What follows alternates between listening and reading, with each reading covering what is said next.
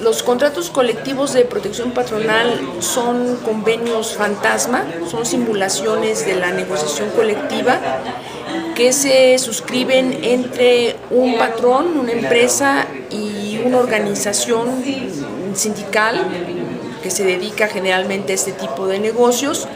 El propósito de estos contratos es precisamente simular que existe negociación colectiva, pero en realidad esta negociación colectiva no existe.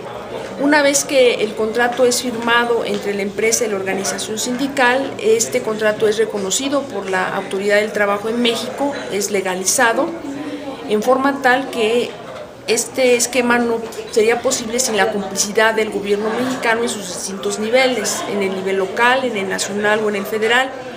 ¿Cuáles son las características de los contratos de protección? Algunas de las más importantes, bueno, que generalmente están por debajo de la ley en algún aspecto, tienden a reducir las condiciones, las garantías de los mínimos de ley que tienen los trabajadores en México.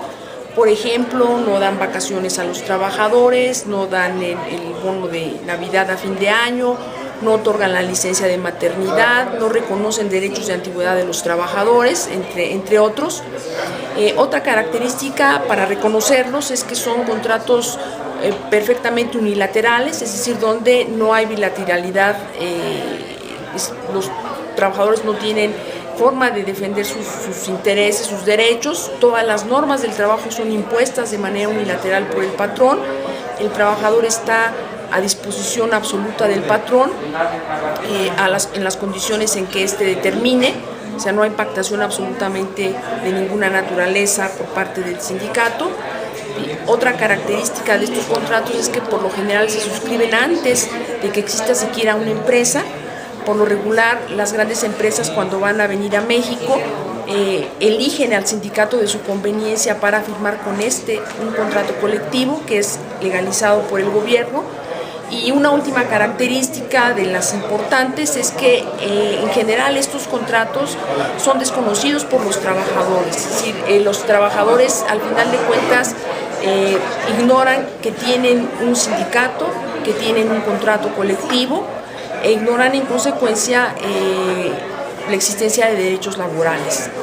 El problema de este tipo de sindicatos y de contratos de protección es que son altamente infecciosos, diría yo, se contagian muy rápidamente, y lo que ocurrió en México es un ejemplo de esto.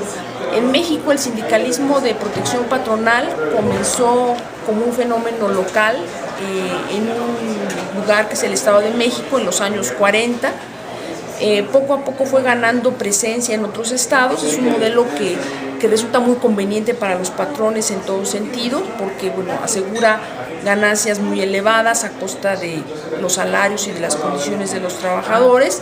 Además asegura un control laboral muy puntual. Entonces es un modelo que rápidamente resultó atractivo para muchas empresas en el país, de forma tal que ya en los años 80 lo tenemos instalado como el modelo que el propio gobierno mexicano está promoviendo para incluso sustituir al viejo modelo sindical del charrismo, o sea, sindicatos que generalmente no son democráticos, pero que son reales y que logran pactar beneficios para los trabajadores, ¿sí?